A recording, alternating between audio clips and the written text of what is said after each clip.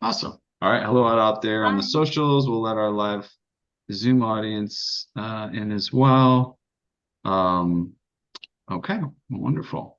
And then just as people enter, you can let them in. But You can let them in. Gilberta, is that Gil- how? Gilberta, like Gilberto Gil, Gilberto Gil, but Gilberta. Gilberta. Okay. Very nice. And what is where does that name come from? Just for while we're on the subject of your I'm name. Albanian. Oh, okay. I was born and raised in Albania Okay. and then came here on a full scholarship to study the cello. But the name is from what my mom says, although I can't find it. It's from a book from Victor Hugo, and she's like Oh, princess or good countess, whatever. There were two oh, okay. princesses, one bad and one good, and supposedly I'm the good one. But I think the name is Brazilian technically, but I'm It Albanian. is, yeah. I mean, it is kind of a Brazilian name, yeah. Okay, fascinating. That's a cool story. All right. Well, hello everyone out there on the socials. I'm going to introduce the program here and let you know what we're doing. We're going to put some links in the chats of Facebook and YouTube in case you want to jump into the Zoom call. That's fine. Um, and I'd love to just introduce the program to everyone. This is Piano Tech Radio Hour. And what happens is we gather here every Saturday to meet with and learn from the most fascinating and knowledgeable folks in the piano world, including manufacturers, rebuilders, musicians, makers of other instruments, and of course, piano techs. Our mutual goal is to become better at our craft, to help each other, and to create an ever more musical world together. Our mutual goal, yeah, I already said that. Piano Tech Radio Hour is brought to you by Piano Technicians Masterclasses, an online learning resource that brings you cutting edge instruction from piano industry masters without leaving your home. You can find out more at pianotechniciansmasterclass.com.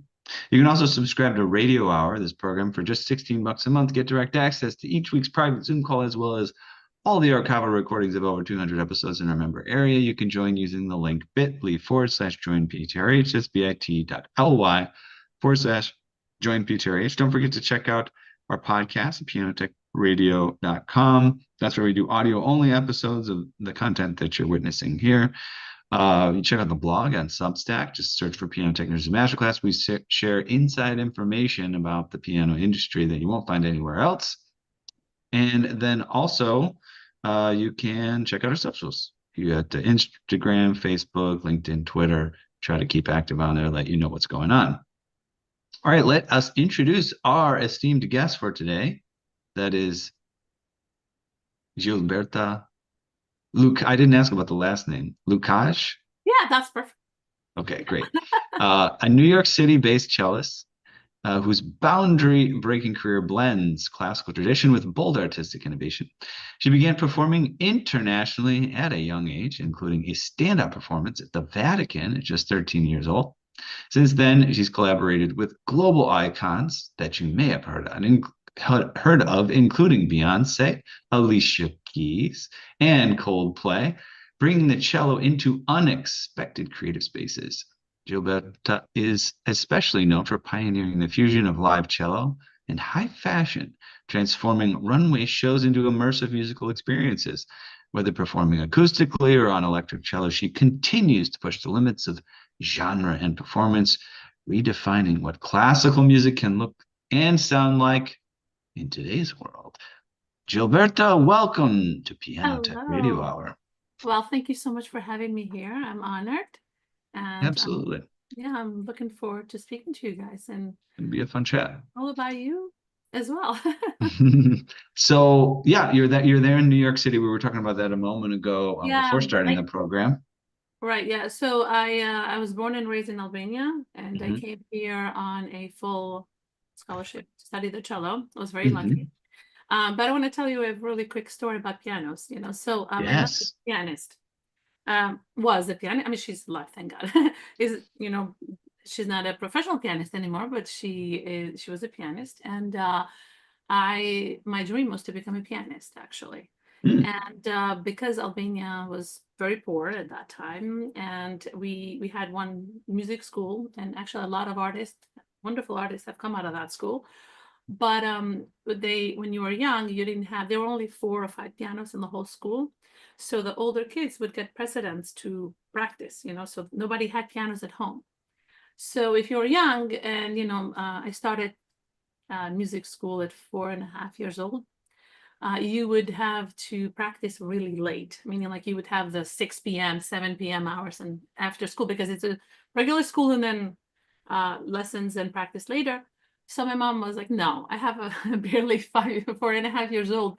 I'm not gonna let her come here and practice, and she needs to sleep. So I was very devastated. So, but we had a Russian method school.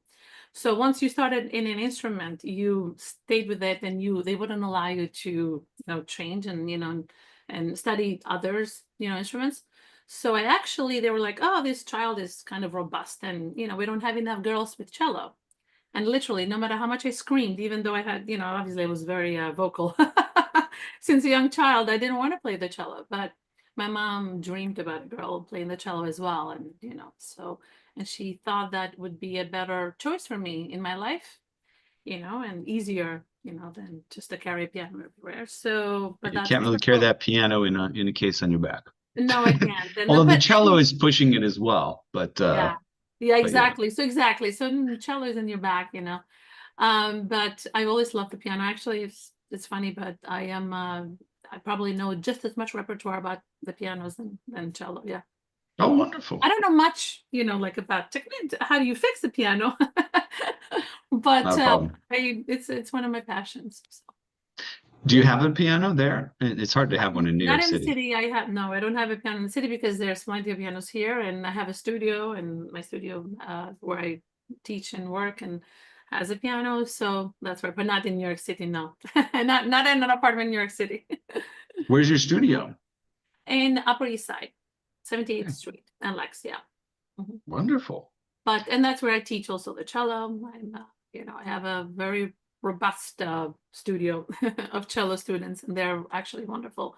And a lot of them have won competitions, and so I'm kind of, happy about that. The cello, the real, performances in classical world of the cello is not going to, you know, diminish hopefully, but we are making classically trained and concert artists. So I'm really working hard. It's hard in this day, in this today's world, to get young, professionals to really be happy and to really be, inspired, Mhm. because, everybody thinks that they're going to have an app, and then, right from that app, they're going to become billionaires. So, but I do have a lot of great talent, and somehow I've literally found in New York City some amazing talent.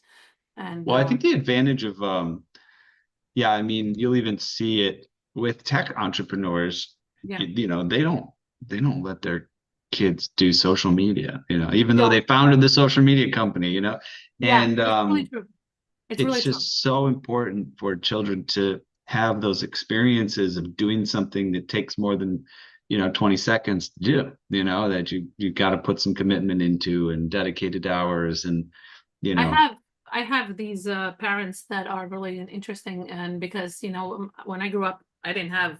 I mean, we had black and white TV, so and there was nothing on TV, so it was easy to practice, right? But and this is late '80s, so but that was Albania, and a communist country, so we didn't have much, even though the whole world was like, oh my gosh, 80s and 90s, like what the heck.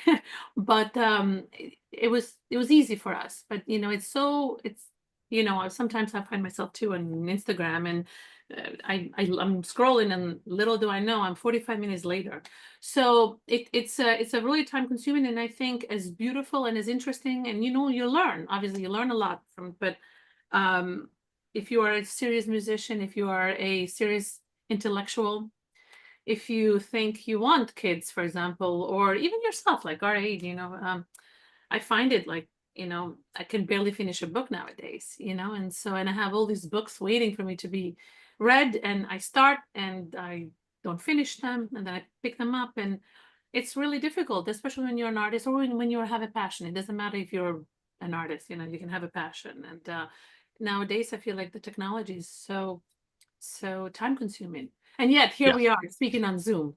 So, We try to use it. We dichotomous, try to use it for something productive. productive. It's dichotomous. It's true. It's dichotomous, existential kind of like being, in a way. You know what's interesting? So I've done quite a bit in podcasting and sort of media like this, even beyond this program. And there's so many wonderful opportunities in this domain, and the world is, well, even more rich, a lot richer than people realize.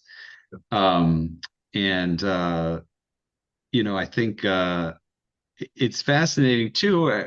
From time to time, we'll engage with folks that might have a wonderful following on some of the social medias. They're producing Yeah. like Instagram content or something like that, and people Yeah. are going wild over it. Um, and I won't always be able to follow through with having them on the program because they can't actually hold a conversation that lasts longer than a couple minutes. That's So, true. Yeah, that is really true. There was a study done that now our attention span is what, 27 seconds.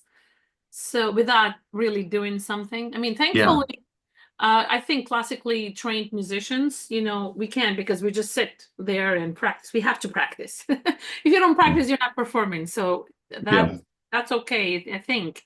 But like I said, I see myself with books, for example. I used to love reading books.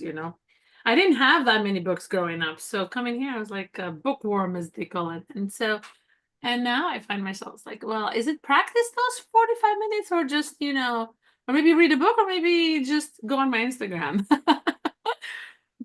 And it's so funny. And the classical musicians were not really good at creating content in Instagram. So yeah. You got literally, to work on that. I got to work yeah, on your angle. yeah.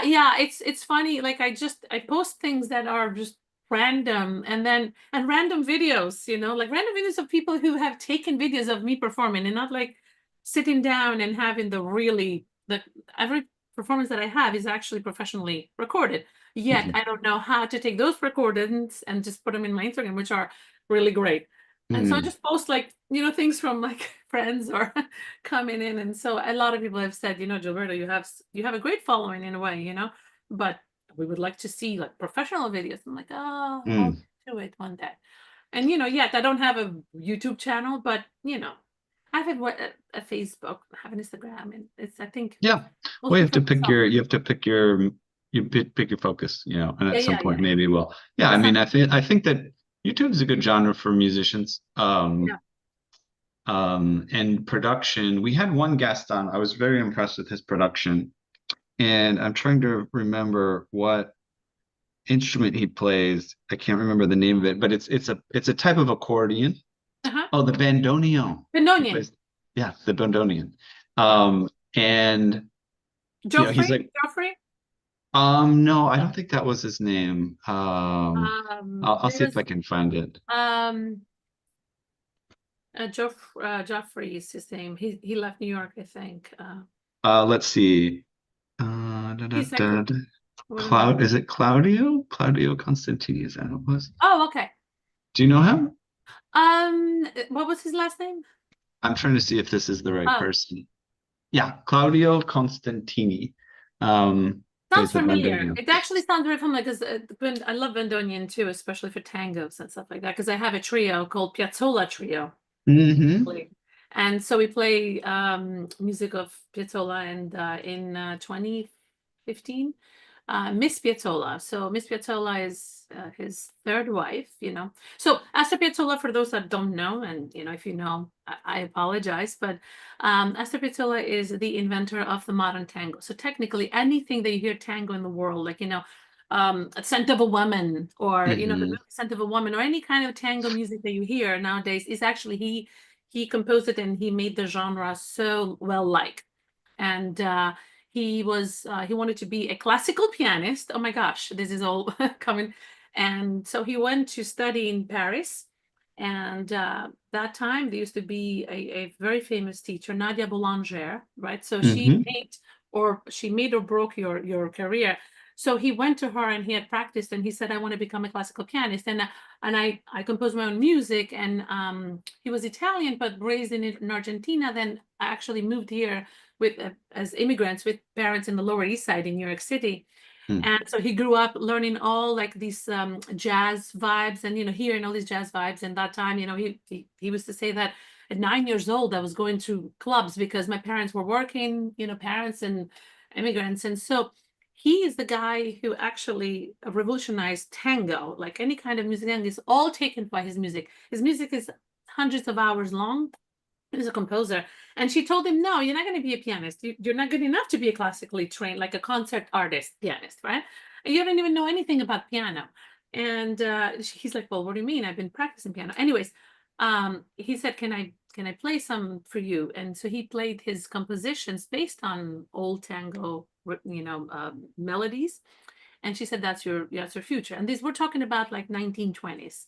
And and so again, he became very famous worldwide. I mean, if you just, and again, like any kind of music that you hear that is tango is most likely taken from him.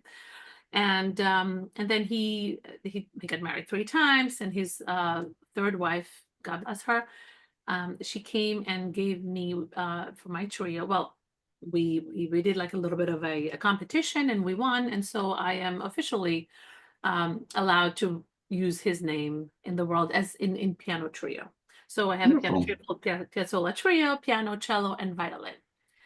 And so yeah, so it was an amazing kind of, I don't know why I went in there, but it was an amazing kind of We were talking about the bandoneon. the bandoneon. And so yeah, so that exactly. So because his original group was bass, a cello, piano, bandoneon. He played the bandoneon, and he was actually a bandoneon player, and one of the most famous, obviously, bandoneon players in the world. And so I was really excited to have that opportunity to represent his music officially. Not that it matters anything, anybody can make a trio and play all his music, but it's just a wonderful thing that, from somebody who just played the bandoneon, now we have all the this beautiful music from him. Yeah, that's really fascinating. And also we had sparked this because I was mentioning Claudio Constantini. So what I would recommend, you can check out his videos on YouTube.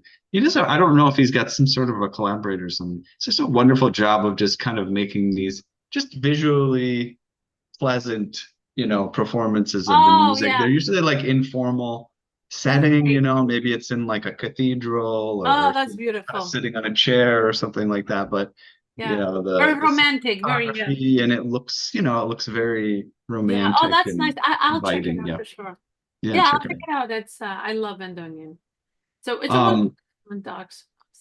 Yeah, it was a fascinating story. Yeah, because he just kind of connected with the instrument. It's not like it's part of his ethnic background or anything like that. Just kind of connected with it auditorially, listening to it, and then just really dove deep once he got into playing it. Yeah, I mean, I think like all instruments, I have a theory.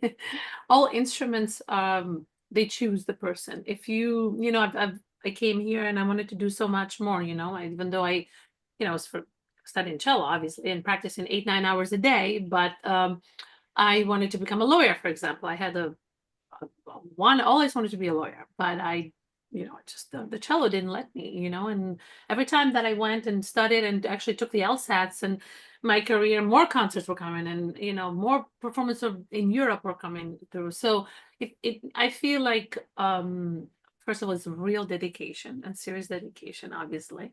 Let's just say that I have dedicated my whole life to the cello, and it's a dedication that I don't know if in a way it's so fulfilling, and I would do it all over again. But for those who are, listening to this, I say that it's truly inspiring, and it's something like it's so fulfilling spiritually when you play an instrument really well, when you do something like that. But it also, your whole life is dedicated to it. So it's like sometimes you get very mad at yourself, that you haven't done, or you start things, but you don't ever do them really well enough because I'm a perfectionist. When you're a concert artist, you become a perfectionist in everything, and so nothing really else out there. You can't become a professional, like say tennis player, right? Unless you play like hours and hours and hours. So we only have one life, and I think it kind of chooses us. And for those people who are there and maybe like sitting in a desk and saying, oh my, hey, listen, that's probably what you are meant to do. you know, and I think things find us and just hope, you know, grab us, keep us a hold. Yeah. Let's listen to some of your little piece of your music here. I'll find a screen share here. We'll do a little bit of a clip from one of your Instagram posts. I think this is. Speaking Sure. of, Yeah. here. Let's get. Oops. Am I sharing? Did I share yet or Oh, not? not yet, not yet. Not yet. I don't know what happened to my share. Share This screen. is Beethoven Triple Concerto, performed actually with my professor. Oh, Yeah, let me performed get with my this. professor and a phenomenal violinist, Kermit Zorin. Oh, this is different. Ah, yeah, this Yeah, one. I'm just setting things up here. Okay, here we go. Let's listen. But let me.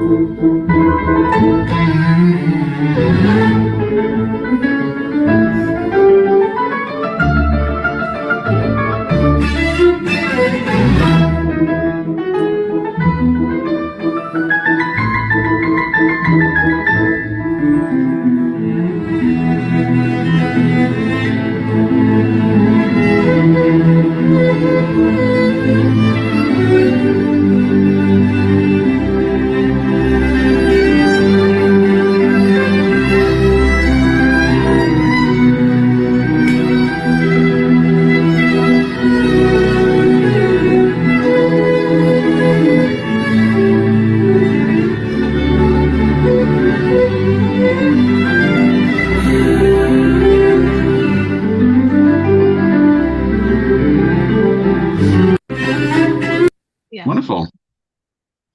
Um, so you stayed with your teacher. Your teacher's playing the piano. the piano. Oh, the Yeah, I'm sorry. piano. The Oh, video. Yeah, so it's a triple. interesting. It's Beethoven's Triple Concerto. It's Yeah. actually a very rarely performed concerto because it's really difficult for the cello. Um, and because it's almost like it's not almost, but I go to ranges like the violin. So Beethoven was always, you know, he didn't really he did these he composed these amazing cello sonatas with piano cello, right? But not a concerto like a cello concerto, right? So he Hmm. said, "Oh, I'd love to include the cello." Cello started becoming really famous, right, in 1800s and became very famous. So he wanted to included, but still he wasn't confident that the cello, you know, could do well. And so he said, okay, but I'm going to give the cello the most difficult part and let's see what they can do, you know? Hmm. So, but let me put a little violin and a little side of, and the piano, right? So the Hmm. piano is technically, so this the cello has the most, not important, but the most difficult part. And then the piano and then the violin. And he said, and if the cello can't really perform it well, then, you know, he has like little snippets of piano and cello around, you know? Hmm. And yeah, so my professor, he, you know, Robert Fertitta, one of my, he's actually a theory professor, another person who studied with the famous Nadia Boulanger. So for those who doesn't know, Nadia Boulanger is like the goddess of classical music. I Hmm. mean, you know, she lived in Paris, and anyone ever has had like, you know, I mean, obviously she has passed away, but then we're talking about like 1940s, 50s, 60s, 60s, and 70s. Anyone who has ever had a career and was just a little bit older, you know, has met her, and literally she has either made or broken Yeah. your career. So yeah, so he studied with her, and he was also my theory professor.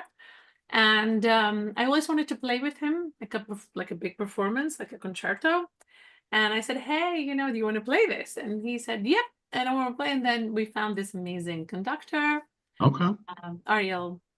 And so he said, let me do it. Well, I have, you know, my symphony, younger symphony, so let's do it. And they were all, you know, musicians from New York City, you know, all from the best orchestras. And so it's like they put them together and we played this beautiful concerto. And it was so wonderful because So it's so you're a teacher in light of not a cello teacher, but a theory a teacher. theory Yeah. and pianist. Well, he was a concert pianist as well, but a theory teacher, right? Okay. So piano and theory. Yeah. And yeah, so and heck, it was wonderful. Wonderful. Mr. Fertitta.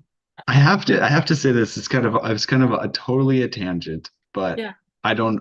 This is coming up for me. I'm actually really enjoying. You really have kind of like this interesting knowledge of the history of music, right? You're bringing yeah, in the story of Astrid Piazzolla, which yeah, I really, I feel like I literally, because it's like the Argentinian roots, yeah, right? yeah. That's I always, because I haven't delved that deep into it, I always just kind of imagined Esther Piazzolla as somebody living in Argentina and doing Yeah, everything in Argentina. I yeah. had none of that story that you so eloquently shared of like, no, he's in New York City, and Yeah, Lower East Side, yeah. he's meeting with Nadia Boulanger, like all that stuff. Yeah. It was not in my Yeah, and a really cool thing about, tango, just so you yeah. know, tango is actually played by drunk musicians in Oh. and danced uh by two men. It was like a dance. Mm, It started like, in Argentina, and women weren't allowed that time, right, to go to bars. We're talking about 1800, late 1800s. So hmm people would go to bars, and in Argentina always had great musicians, right? Like, hmm that's sexy, warm kind of feeling, they have their own type of music, right? hmm And it started with some drunk musicians getting together in bars, and men, because they're only men, head to head dancing. And it mm, started like that. So it's not mm. and then it evolved as women were allowed to go to bars, and it evolved into a Involved quite a bit. phenomenal yeah, dance style. I mean, like we all know, Yeah, it's really difficult actually to be a professional tango player. I absolutely. mean, tango dancer and player. Absolutely. And so yeah, so it's interesting. It started with two men, drunk Are and you familiar with a program called Drunk History?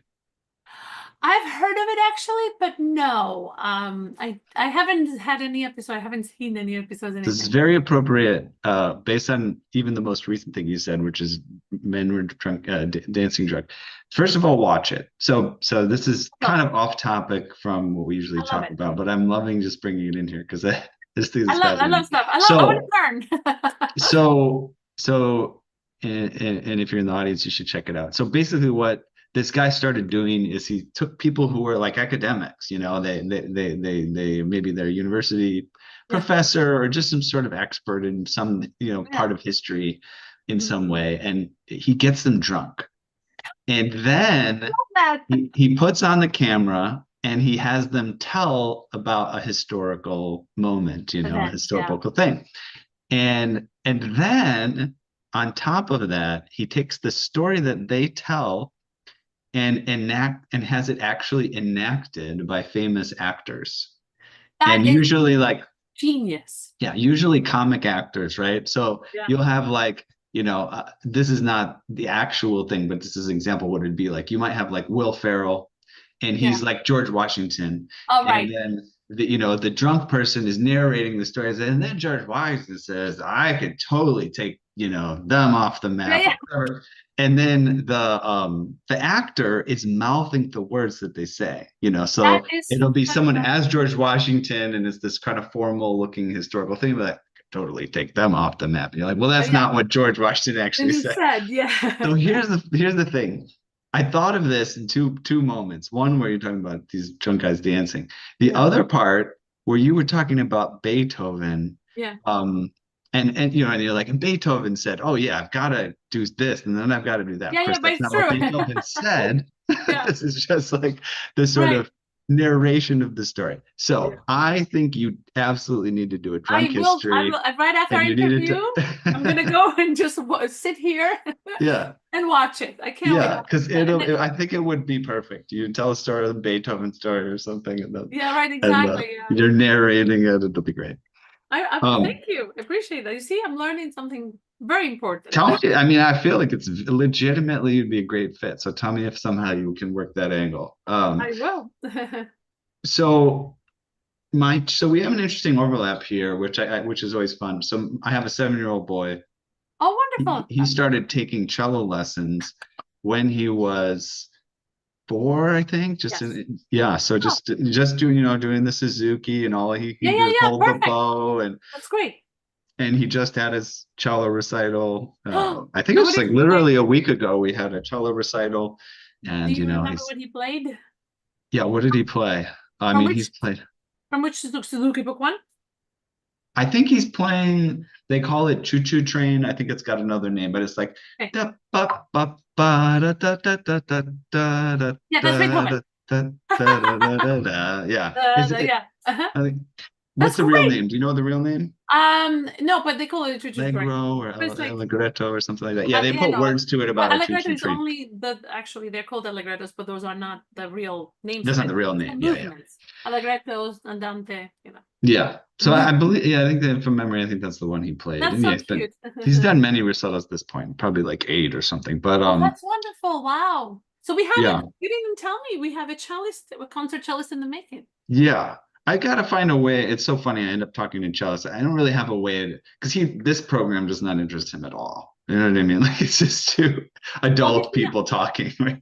But I have to find a way to wrap it in and maybe convince him to interface with some of the cellists and string oh, I'd love to see him. instrumentalists.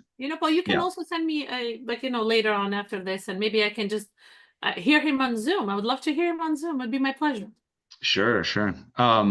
So yeah, I mean, you said you have a musical studio, you do some teaching. That's Yeah, I often mean, yeah, and go ahead. the way I'll tell you a little bit how like I came here, and then like everybody, I worked so hard. It's the most competitive world is in New York, and You so gotta I hustle in New York. That's what I moved to New York 2009. oh wow. Um, I did my PhD while I was there. I Oh yeah, left in in what? around what's that? In what? So I actually did my PhD in neuroscience. I was at the CUNY, City University of New York. But yeah, so I kind of set music aside for a little bit. Yeah.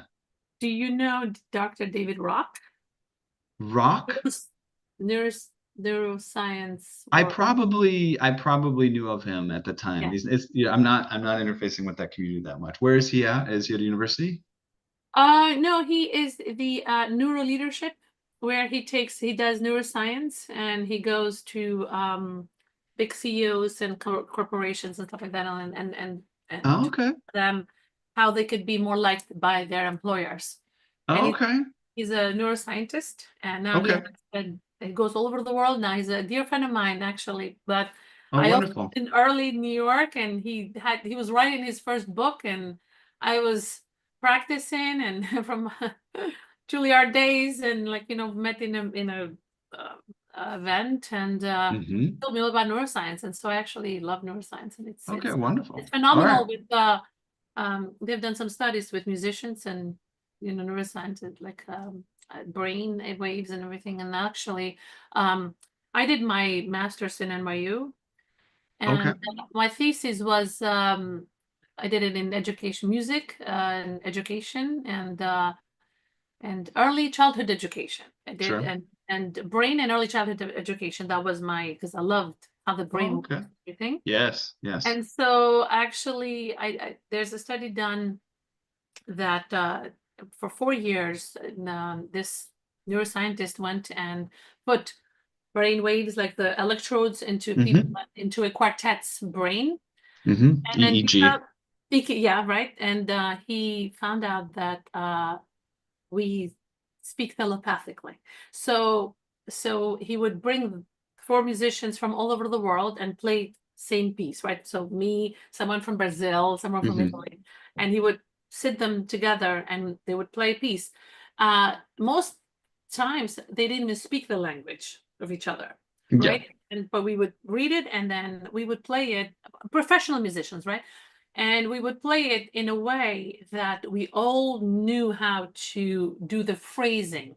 Pianists, also with Hmm. pianists, and how to like do the phrasing, even though because for those who don't understand or don't know much about music, you have written forte piano, which means loud and slow, but those are just we take those with a grain of salt. When you're Yeah. a musician, you take that with a grain of salt and you do yourself, right? So he did this long study of musicians, and he found out that actually the brainwaves were exactly the same. Even though they had never met before, they didn't Mm, speak the same language. hmm. So musicians had this telepathy. Okay. Yeah, so and it's all these it's a great book. I can't remember who it was, but I wrote it in my thesis, so I studied this particular guy from neuroscientist. Wonderful. All right. Yeah, Well, we have to talk more about that offline. yeah. And also my reason I had mentioned the study and moving to New York, you have to hustle. That's the one thing that I noticed is like if you're living in New York, you got to be hustling on something. It's not like Yeah, living out in the middle of nowhere. And yeah. if you don't, you're gone. You're You're out. gone. You It's so move out. You see them people come and they can't hang. They just go. they go. It's funny, but it's also it's really bad. It's a really bad because you lose a lot of good talent. In the world, you Hmm. really do lose a lot of good because the brazen are not always the most talented. Sure. You know, um, and nowadays, it's you play. I'm going to say this, and I don't mean I'm thankful for anybody who plays anything music or classical online. But like you have these really sexy women or sexy guys, and they're playing like a little violin and little thing, and and you can tell as a classically trained musician practicing 9 hours a day for your right from like 4 years old, but not maybe, but 4 years old, those practicing 45 minutes, an Hmm. hour, 12, right? You see that they're not really like classically trained, right? And then here Hmm. they are, right? They're having this fun. People are like, "Oh my God, he's so great," or "She's so Hmm. great," right? Right. Right. Right. But so in a way, now it's a different kind of zeitgeist. The zeitgeist of class, like of the world, it's like, oh, she can play, pop music. Here I am, Hmm. playing like in Fashion Week, right? I Hmm. actually every time I played a classical piece in Fashion Week, but sometimes I don't play, for fun or in special events or corporate events, for example. I play a little pop, but so I'm not the one who does these things, but I used to. But then Hmm. I see that the demand is for modern, like modern pop. It's more than Hmm. people for classical. Hmm.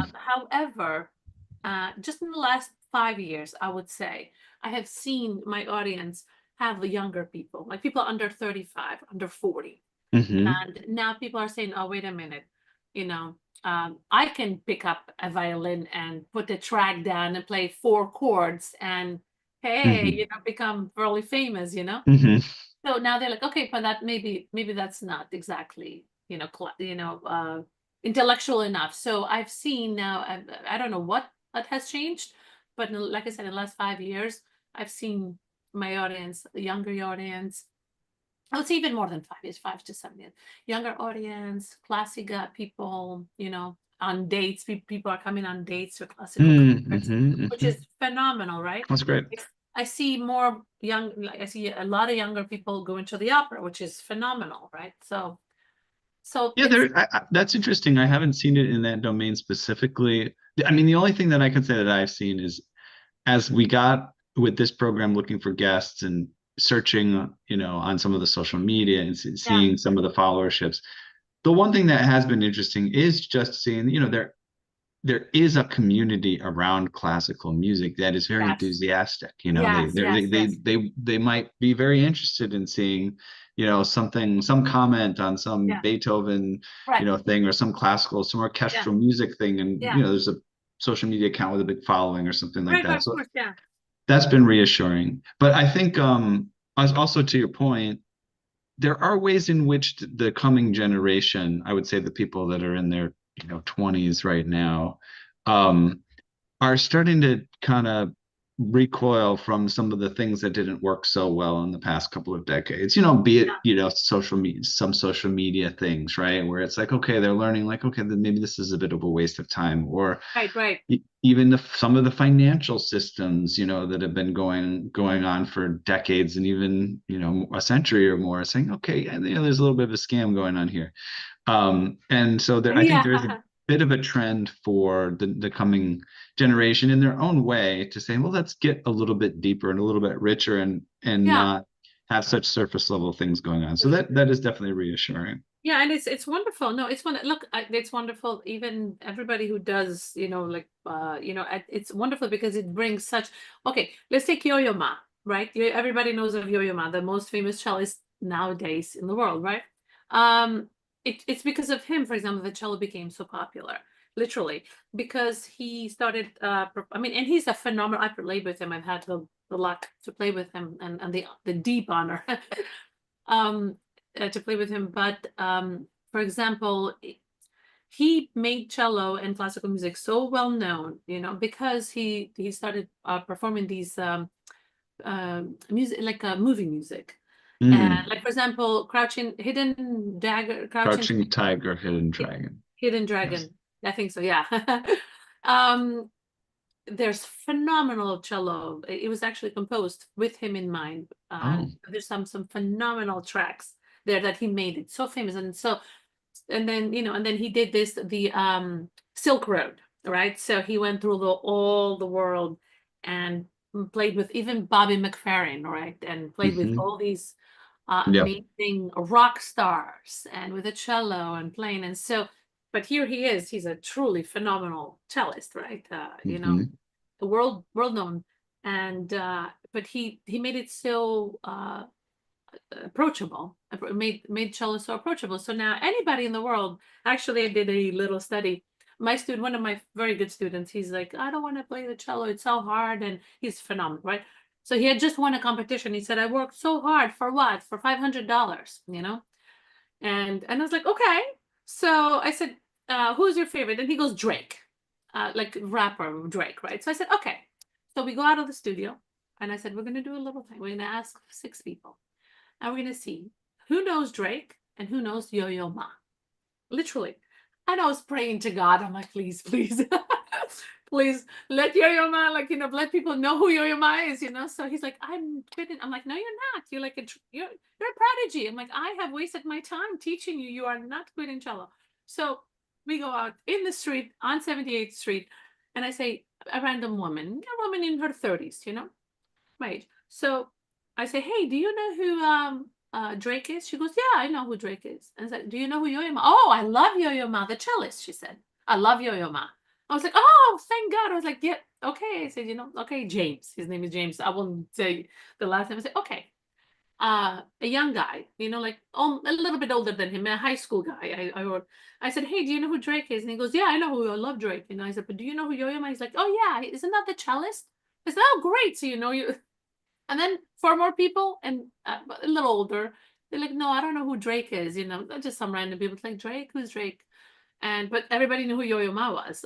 So it was like a 4 with 2. Mm, okay. And so think about that. He made cello, random people in New York City, he made cello so approachable, so well known. And then he's, like I said, he started composing these, people composed for him these phenomenal pieces and movie music and tango and so it became so popular. Why? Because he interweaved the classical instrument with modern with Hmm. modern music, like I said, movie music and commercial music, Yeah, so and I think it's important to remember that at any given time in yeah, history, the people who make the music that becomes special are interweaving the past with the present. that's So when Beethoven was playing music, or yeah, when Mozart was, they were making their music. it was They right. weren't they were making the newest thing, right? But I do And have to say, a lot of classical, and not, but a lot of pop artists, Mhm. Beyonce, Alicia Keys, and all. Believe it or not, they're. I could hear when I hear their music on the radio, like more than what I've worked with. Mhm. They actually steal famous pieces, famous Oh quotes. yeah. Oh You know, my gosh. like, yeah, right. It You can someone who knows music really. it's an Oh my amazing, gosh, that's from like Fifth Symphony. Oh my gosh, that's from Ninth Symphony. Like what you? But people don't understand, and they're like, and they become so famous, and they take that famous musical element, right? Like that little phrase. It could be only 4 bars, right? Less exactly. than 20 seconds, Yeah. and it's just. And here they are winning, Grammys because Yeah. they are so catchy. But these I cannot even believe how many, when I put the radio on, how many songs use classical music, and endless snippets of it, you know. It is uncanny. Yeah, I was noticing that recently as well. I can't remember the specific piece, but I've recently was listening to a popular song which I've liked and listened to, for many years, it's been around for a while. And I'm listening to the execution of it, and I'm like, Yeah. wait a Yeah. second, Yeah. wait a second, right? And I forget the classical piece, but I'm like, oh my Yeah. gosh, this sounds way too similar. Now, sometimes there's just an uncanny similarity, but No, no, even they're not. then, There's no such thing when they're like exactly same notes and same chords. No. yeah. I think it's really a fertile ground, and I'm sure that a lot of the greats are just they're just mining that, and it is relatively easy. I think, again, we can make it sound easy, then one of us can But write a hit song. well, But I think mining that and just not it's even great. changing it that much, changing it may be maybe your Yeah. downfall if you try to So make it different. yeah, so there's my trio, actually, it's really funny. There's a very famous series that took took Sonata Pathétique, Beethoven Hmm. Sonata Pathétique Sonata, my gosh.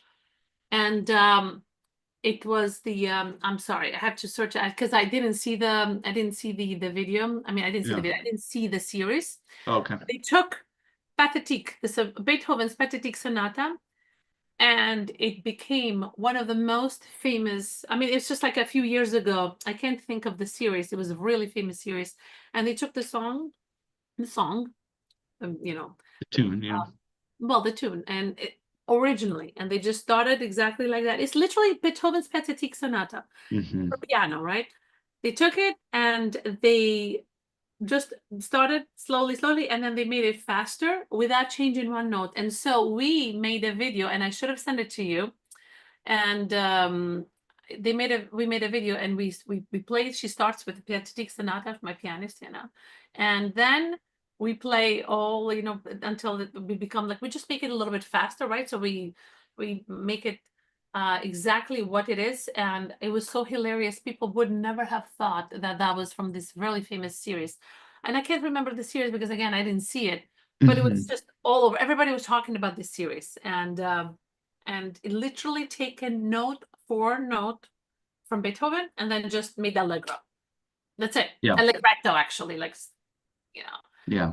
Good and it's art. They say like good artists borrow, great artists steal. yeah, and it's great because you can borrow any kind of music, music licensing. If it's 100 years old, you don't have to give them credit, which is kind of like a little upsetting for classical musicians because you say, okay, You but don't you have to pay them, but you can give them credit, I suppose, if credit, you right? You like. don't have to because the music has been composed more than 100 years. You don't have to give, but a little credit. Say, hey, I was inspired by Beethoven's Pathetic Sonata, and here I am, Yes. make Yes. in this very famous. And I think the series was even more famous because of the music. Hmm. It's somewhere in my Instagram, but I forgot the series name It's because fine. We'll figure it out. It'll be a little bit of mystery to solve. yeah. Um, well, we're going to be wrapping up here pretty soon. I know we started a moment late, but I guess before we wrap up, where would you like to send people? What words of wisdom do you have to share before we roll out? I have to say something, from Yeah. somebody coming here very young in first full scholarship, I barely spoke English, right? Hmm. If you really truly want to make something happen in your life, there's no other way. You have to see that that is your direction and no other distractions. And yes, you will give your life to it. And yes, you will sacrifice more than you ever know. Yes, you will be broken. And when you think you are, yeah, but when you think you are like literally at your wit's end, that's when really things happen for you. So if you're really serious and if you truly want something, you gotta suffer, and then just the universe says, okay, here you are. Here you are. Yeah. Take it. I've got to alter that. I've got to alter that. When Okay, you're at although your wit's end and things are seeming the worst and like it's never going to work, work, it's when it that all it's happens. going to work out just around the corner, 100%. or not. No, it will always. No, no, no. It It will will actually, always. it will always. And in life, no, no, it really will. I Okay. All right. all of the famous musicians that I've had the honor to work with, they all have said the same. Okay. But we all say the same. Wonderful. And then people give up just a snippet before they make Yes. it.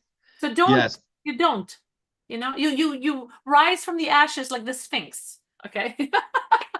So that's it. Yeah. I mean, you know, There's and be able some to, there's a little comic yeah, there it is. It's right there. all right, I wonder find if I it. could, I don't know if you've ever seen this. I I mean, want, it's nothing glorious or anything like this, but yeah, it's been shared in multiple places. I wanted to Uh, find here. the fatigue, darn it. This is what you're talking about. I saw this a few years ago, and it totally fits what you're talking about. Okay. Music. There. That's it. Oh, I see. You're digging and you're digging, you're digging, and you're almost there. And you know what? I get And then you just, right. Honestly, it's just so at true. it. It's really so true on it because it's like, it's mind-boggling, the hours you have to put onto something, if you really want to make it. And there's a lot of great artists out there and singers and all kinds of artists, right? I Well, don't, there's an analogy there too, which I often return to when something's difficult. yeah, Um, and maybe it goes hand in hand with why you hit that moment of achievement when things are the most difficult. And that is, you have to remember, if you're doing something difficult that you want to give up doing because it's so hard, yeah, you have to know that that means that there are other people that have been there and given up. And what exactly. that also means is that you go the next step, Yeah, you will have been the one that didn't give up. exactly. So it means you're doing Perfect. something difficult Good. enough that's worth achieving, and that also your competition, once you pass that milestone, Yeah, will fall away because absolutely. there'll be less competitors at that level. Yeah. Absolutely. When I write the book, I'm going to write a book one day. You're going Yes. to be my my Okay. editor. All right. I'll write the introduction. There you But go. anyways, people can find me on Facebook with my name. My name is spelled really interestingly, Hmm. because again, I'm Albanian. It's Gjilberta. So they can find me on Instagram with that name, Gjilberta Lucaj on Facebook, or just Gjilberta, my page. Yeah. Wonderful. And Wonderful. my Well, and my and my website, Gjilberta.com. Gjilberta. That's it. Just that's Gjilberta. the There's only advantage one of having a Gjilberta. name that's spelled differently. You can get the domain. True, it's true. I do. I have the domain, Gjilberta.com. Well, I think there's only one in America because no one is crazy enough to give their child to, like, G and J. But that's how it's written in Albania. So It's a gift. It's a it's a gift. gift. It's a gift. It's too much personality for just one consonant. All right. We have reached the end of another musical journey here at Piano Tech Radio Hour. Thanks to Gilberto for joining us today. As Thank you. always, we're brought to you by Piano Technicians Masterclasses, cutting edge instruction from piano industry masters without leaving your home. For those of you that joined us today by signing up for this session individually, you can make your life more convenient by subscribing to Piano Tech Radio Hour at just $16 a month. You'll get the recording of today's session in our member area, as well as automatic registration for each week's new session. Sign up at bit.ly/join PTRH. That's bit.ly/join PTRH. Don't forget about the podcast, audio only versions at pianotechradio.com, the Substack blog with all of the insider secrets from the piano industry you can't find anywhere else. Make sure to check us out on social medias: Facebook, Instagram, LinkedIn, and Twitter. We'll sign off. Gilberta, if you want, just in a moment, sign right back on the Zoom and you and I can have a quick wrap-up chat, okay? Absolutely. Thank you so much for All having right. me. A pleasure. Thank you. Bye-bye, everyone. Thank you. Bye.